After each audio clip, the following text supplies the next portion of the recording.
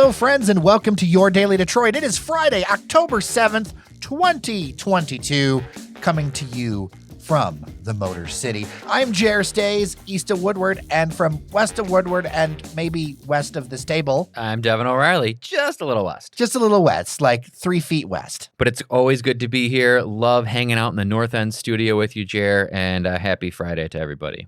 We have both been very busy in the last couple of weeks with various things, but I did have the opportunity, sir, to get out and try something new. And where did you go, Jer? I got myself some fresh beef. Steak, right. in fact. Never a bad time for beef. Well, unless you're a vegan, but which I am not. And I apologize Clearly. to my vegan friends for this segment. But I got to check out Fairway Packing now has a steak shop in the Grosse Pointes over on Mack Avenue. Now, Fairway has long connections to the city of Detroit. They've been in Eastern Market, I want to say, since like the early 1950s. Usually their services are for like wholesale and that kind of stuff. I had not had a chance to make it that far east. I was going over there because that's one of the outlets of Estia, which some listeners turned me on to, which is some excellent like Greek-American fusion fast casual to check out. Right next door is this Fairway Packing Steak Shop, and it is a temple to beef. I mean, it's important to make a temple to beef. Again, vegan friends, apologies for the segment, but we're doing a little beef appreciation. I mean, the spices are vegan. Hold the beef. Give me the spice. So what did you, were you able to pick up something, Jared? Tell me about this place. Like, what could you get there? Okay, so you walk in the door and you've got a cooler full of grab and go items like pre-packed, ready to go, ground beef, different things. You got another set there that's like your high-end fillets, your ribeyes. Of course, you can get chicken, you can get fish, you can get some other stuff. You know, they've got a ton of stuff on their website as well. But they've also got a variety of seasonings, knives, accoutrement. That's why I say it's a temple to beef. It's like got all the things. There's even like a little wine section to pair with your beef. And I don't always mention new storefronts because sometimes the merchandising's a little off or it isn't pretty or whatever. I'm going to post some pictures up on Instagram of this. Like, as I said, temple to beef. It's beautiful. Now, it's a premium product because they serve premium products. Like, if you go to a really nice restaurant out, there's a good chance in Metro Detroit that it's Fairway Packing beneath it. So I was really excited to check it out. I know that a listener is somebody who is over there a lot, gave us a recommendation. So I got to say, although a premium product, so be ready for that, I enjoyed my experience very much, and I came out with like 6 pounds of beef, steak, in fact. So you're in the market for premium beef, Fairway. Well, I love bringing back the idea a little bit of like the butcher shop. Oh, yeah. I mean, it's gone away. The talking to your butcher, having a relationship with your local butcher, that seems like so antiquated and kind of silly now, but it can still exist. You know what's also nice is when you do this, they actually have a lot of stuff that's vacuum packed, so it'll actually stay in your fridge longer. That's a big thing when you're like a family on the go or whatever. Let's say you miss the target night for whatever reason, Johnny has practice or somebody gets sick. You can like have it the next day or whatever, and you're totally fine, which is kind of the nice thing about working with like a packing company, right? Yeah. So what have you been up to? I've been working, Jer. I've been back in the grind downtown.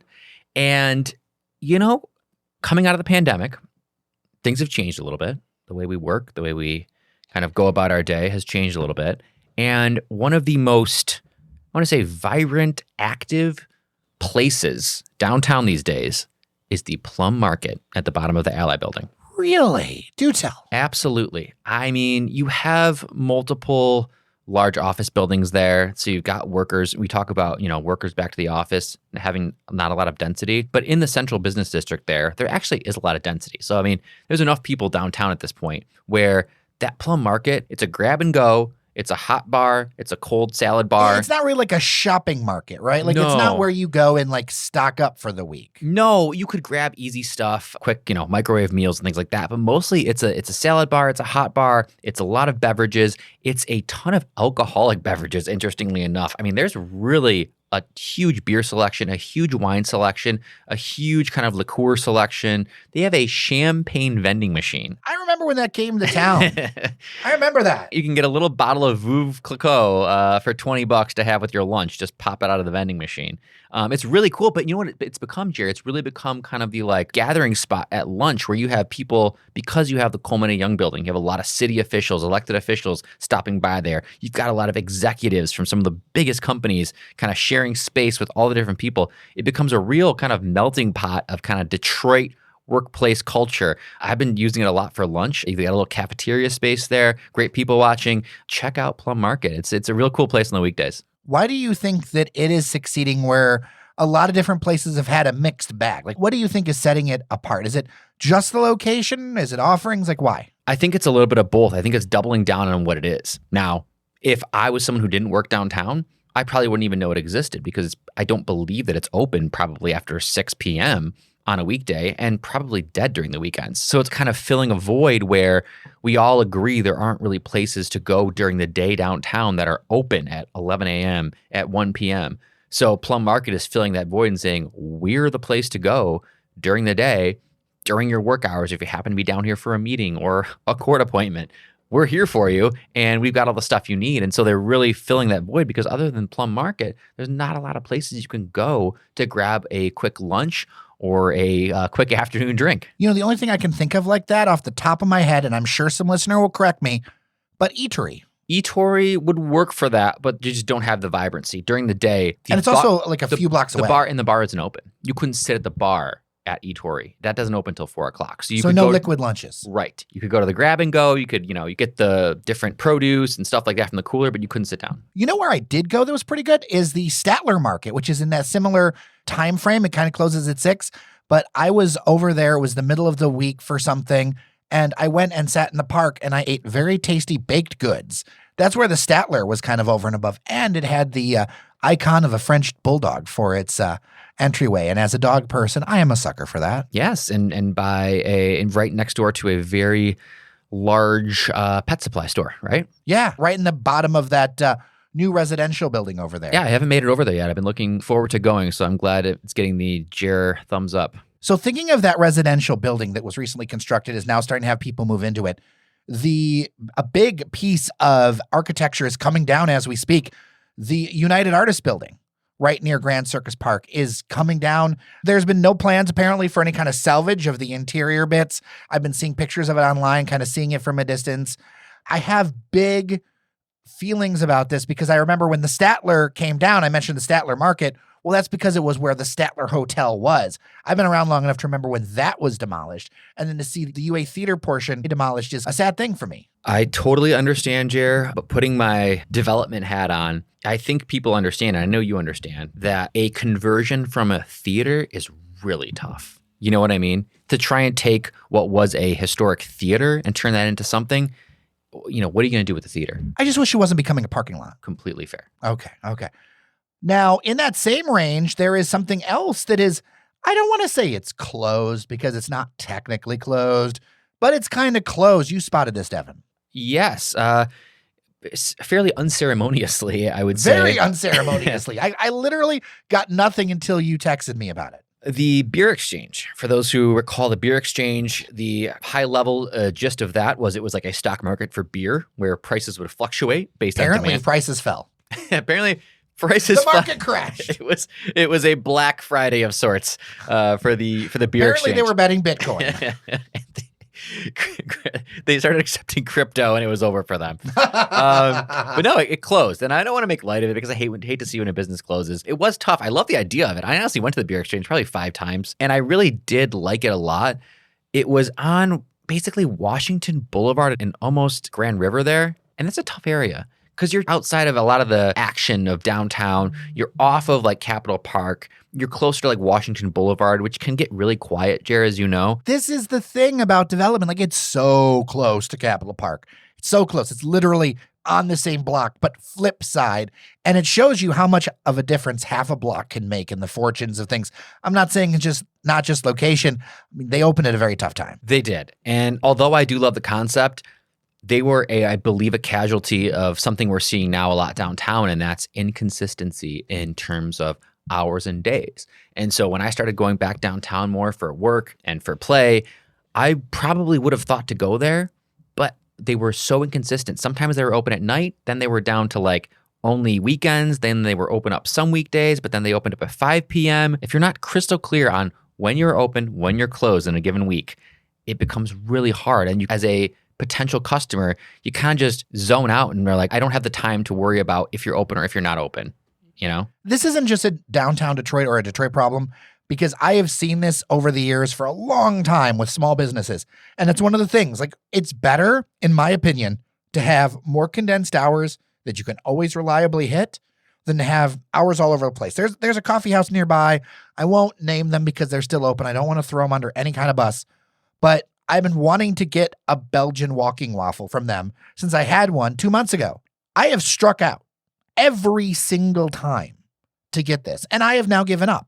As much as I want to support them, like, the inconsistency has just made it impossible. Yeah, like you said, it's almost better to be exclusive in your hours or very condensed in your hours, but at least people know this is a place I can go on Saturdays and Sundays only. But what you see is a lot of these places trying to experiment and say, oh, we're going to open for lunch for a little while. Oh, maybe we'll try doing breakfast. Maybe we'll try opening up at 3 o'clock on Wednesdays. And it's like, I get the sentiment, the idea is there, and I appreciate trying to get creative with your hours, but you're only hurting yourself when you do that because you're just confusing people. 100%. A little bit of good news. Over by the Detroit Shipping Company, about a block and a half away, the Charlotte is done. That is an affordable housing development where all 28 units are at between 60 and 80% AMI, so kind of like low income to workforce housing. Because in reality, and I'm glad some of the conversation's changing about this, something that's 80% AMI is, like, federally it's considered affordable, but in reality that's workforce housing. That's for middle class people.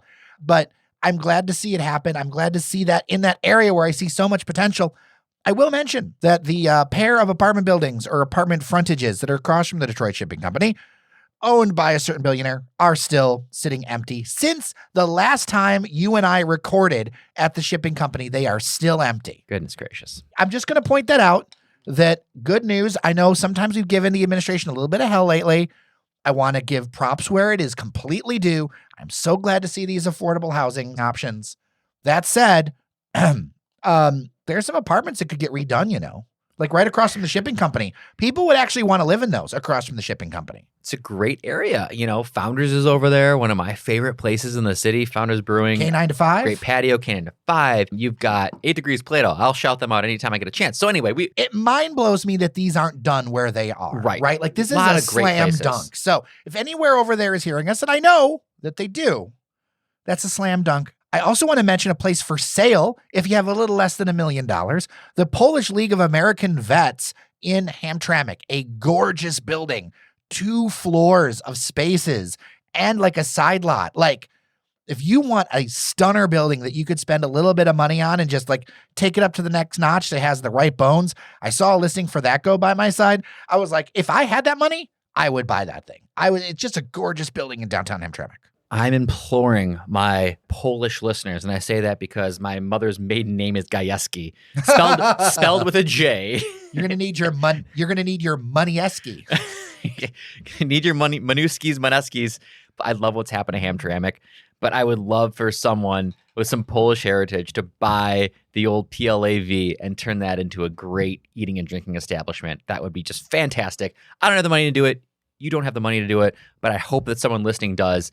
Reach out to me. I will make sure that that is the coolest place for Polish people, for Bangladeshi people, for everyone in that area to drink at. Devon, I think we've got a couple of Halloween, October-y holiday things to share with people for some good news, some things you can enjoy the city with, enjoy the region with. Devon, why don't you go first? And then I've got one as well. Well, I'll start, and I'll say that the most magical place on Halloween, if you haven't done this before, is Halloween nights at Greenfield Village. It is so cool the way they do it up. It's not too scary. I am taking my 3-month-old daughter, so it can't be that scary, and her grandparents, and we're going to Halloween nights at Greenfield Village. It's a ye olden time Halloween experience. Okay. What else can be said? I mean, it's Greenfield Village. That's Ghouls kind of and what ghosts they do. And days of you. I mean, look, Jarrett, I don't know if many listeners know this. I went to high school there.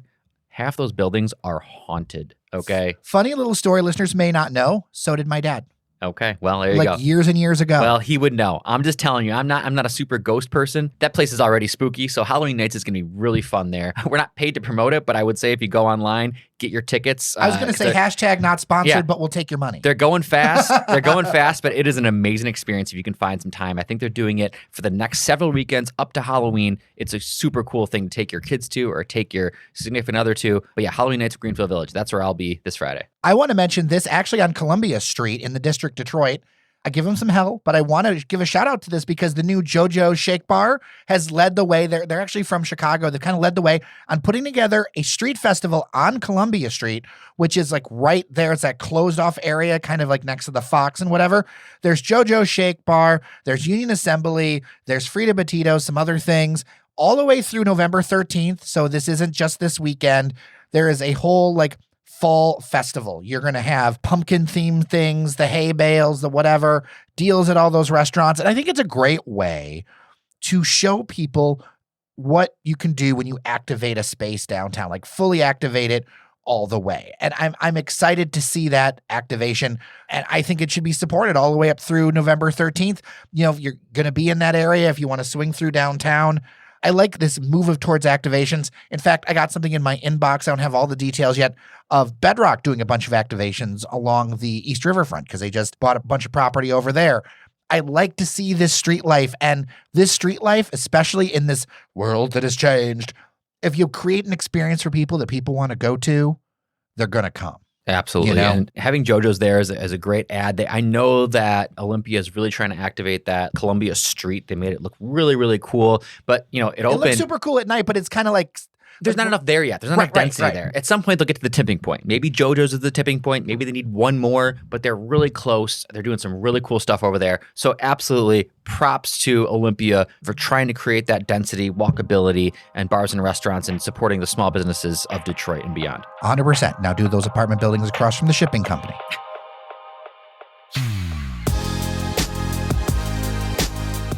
All right, we are done for today. Thank you so much for listening. Devon O'Reilly, so good to see you. Great to see you, Jer. Another week in the books. Beautiful days in October here. Enjoy them. Get out, see the city, see your own city, but come to Detroit too. Absolutely. With that, I'm Jer Stays. Remember that you are somebody, and we will see you around Detroit.